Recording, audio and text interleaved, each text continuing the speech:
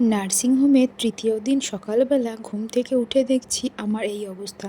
আমি একদমই চোখ খুলতে পারছি না। যখনই আমি পাটা মিলে বসলাম ওয়াশরুমে যাব বলে, তখন দেখছি পায়ের পাতার তো আরও অবস্থা খারাপ।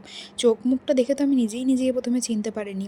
মা আমাকে বলল, আয়নাটা নিয়ে দেখ। আমি তো দেখে হাসবো না কাঁদবো কিছুই বুঝতে পারছিলাম না, কেননা আমাকে মোটা হয়ে যে এরকম দেখতে লাগবে আমি কোনোদিন ভাবতেও পারিনি। আর আমার পাগুলোর অবস্থা দেখো, আমি যে হেঁটে কীভাবে ওয়াশরুম যাচ্ছিলাম আমি নিজেও জানি না। মানে আজকে এখন ভয়েস ওভার দিতে গিয়ে না আমার গায়ে কাঁটা দিচ্ছে রীতিমতো। আমাকে মানে রুম থেকে টয়লেট যাওয়ার জন্য ১০০ বার ভাবতে হচ্ছিল। আর সেদিনকেও আমার চ্যানেলটাও খুলে দিয়েছিল, মানে তার আগের দিন রাতেই খুলে দিয়েছিল। শুধু এখান দিয়ে সারা দিনে রাতে ৫টা করে ইঞ্জেকশন পুশ হচ্ছিল, তার সাথে সাথে বাচ্চাতেও কিন্তু ইঞ্জেকশন দিচ্ছিল আমাকে। তার মধ্যে একটা ইঞ্জেকশনই ছিল এত পরিমাণে জ্বালা করছিল যে কী বলবো তোমাদের। যাই হোক, এসব কথা আর ভেবে লাভ নেই। এখন আমি আমার রাজকন্যাকে নিয়ে খুব হ্যাপি আছি।